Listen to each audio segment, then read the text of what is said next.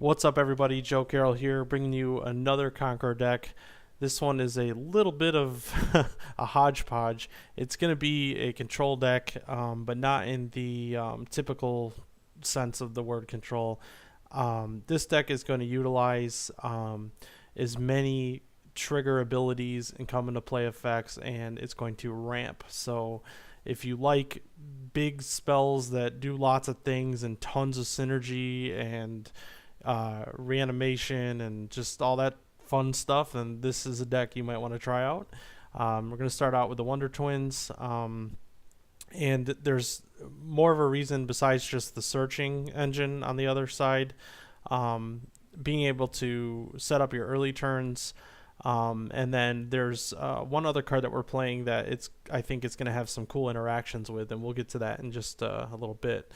Gonna play Guinevere for the card draw, obviously, and that's a card that I'm kind of jamming into a lot of decks right now just to see if it really should be banned or not. So don't have a lot of card draw otherwise, and since we're playing tons of resonators in the deck, I figured this would be a good way to go. We're gonna start off with some ramp with Elvish Priest, and we're gonna play 4 Melfi as well. 2 Riding Hood. When she dies, you put the top stone into play, so you're ramping. But she's also a excellent late game draw, as she's kind of a pseudo 7 disciples. She gets swiftness, first strike, precision, and she's a 7/7 for 2. And she costs 2, and there's a couple of cards that are going to be able to grab her out of the graveyard and put her directly into play. So that's kind of cool. The deck is called Matchstick Control, and this is kind of the star. I did play a version of this back in the day, and it was really fun. Being able to play a Matchstick girl and using Awakening with your Apollos is really good. So when she comes into play, you pay 2 to play her, then you pay X to awaken her. You can get from your library, and then after that, you can get the matchsticks from the grave. So either way, she's great to play, even if you've already used some matchsticks.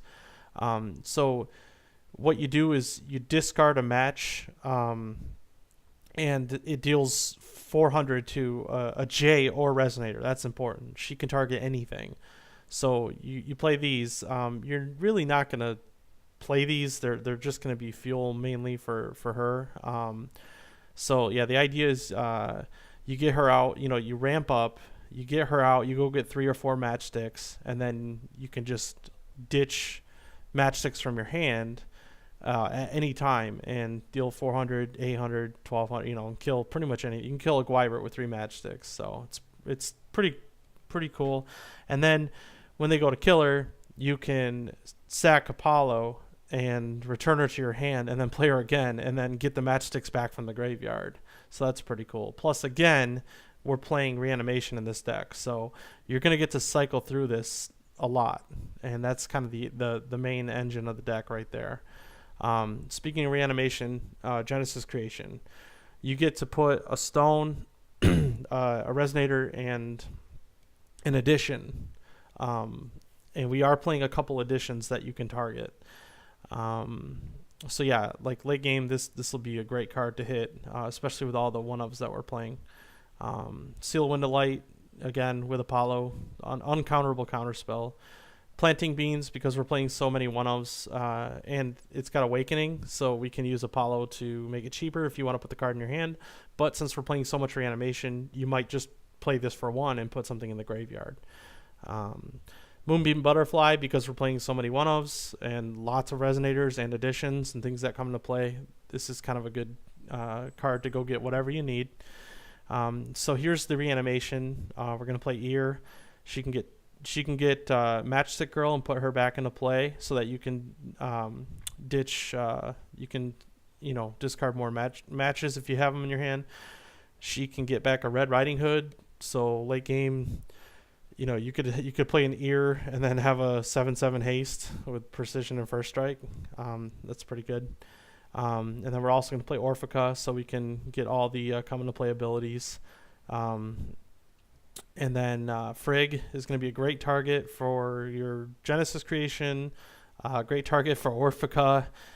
Yeah, just great target overall. When Frigg comes into play, you get to return a Resonator, an Addition, and up to one target chant. So typically you do Genesis creation, getting back, two things, and then one of them being Frigg. And then Frigg comes into play and targets Genesis creation, and then you can get a match. You can get, just any of your other Resonators. You can get match and a match girl, and then play her again and go and get more matches. So you can see there's a lot of synergy going on already. Speaker creation comes into play. You look for an addition, field addition. So you can't get matches with her, but you can get the additions that we're playing at the bottom of the list here. Also, this is a 2-drop we can reanimate with ear, and it can destroy additions. So this is another way that we can continuously destroy additions with the loop that we have with Frigg and Genesis creation. So we shouldn't just get locked out by additions, and you only have to play one. We're gonna play Red Boy for a board sweep. It deals 500 when it comes into play. If you cheat this into play, it's going to deal 5 to your opponent's board. That's good on its own. It hits J rulers as well. But if you hard cast it with your Elvish Priest for green, and you're using Melfi to get black, and then your stones, you use different colors, Red Boy deals 100 damage for each different will that you spend. So if you hardcast this, and you use all red, it's going to deal 6 to their board. But if you add, 2 more colors, it'll deal 8. So you get the point. This can be really good. Plus, he's a 14/14. So with first strike. Little Dread, because again we're doing the Awakening, and it's got a great come into play effect. And I just like this card, and stealing their guy, hitting them with it, and then sacking it to Guinevere to draw cards is just insane value. So Jupiter, another just amazing come into play effects. You don't have to hardcast them to get the effect.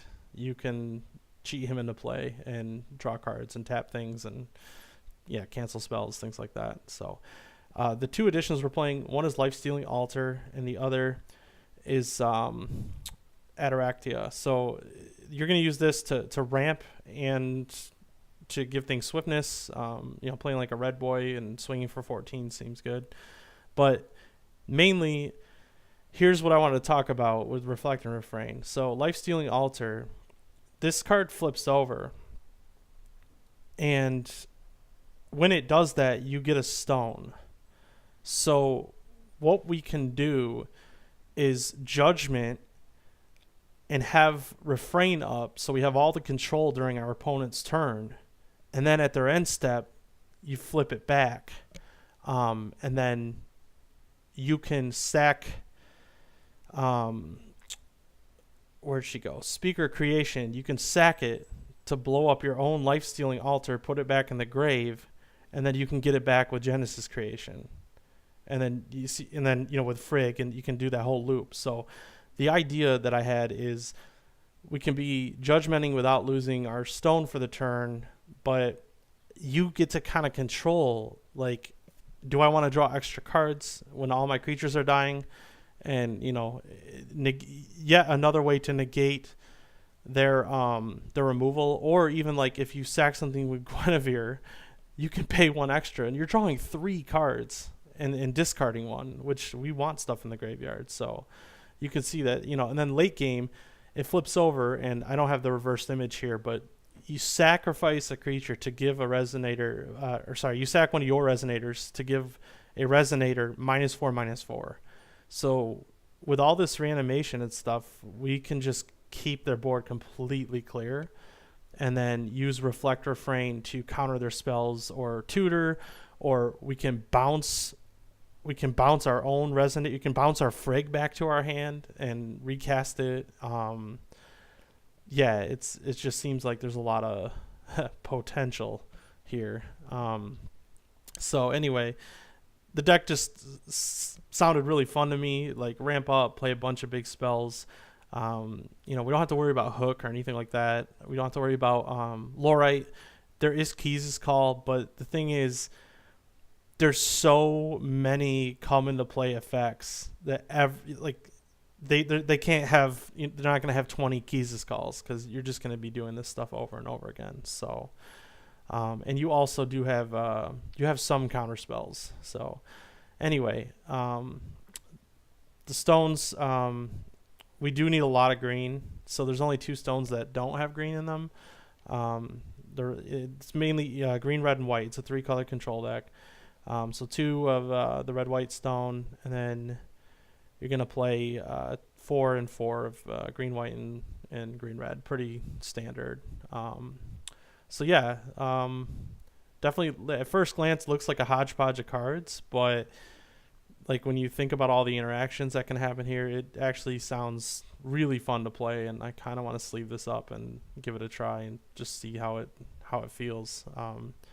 So yeah, sleeve it up. Thanks for watching, and let me know how it goes.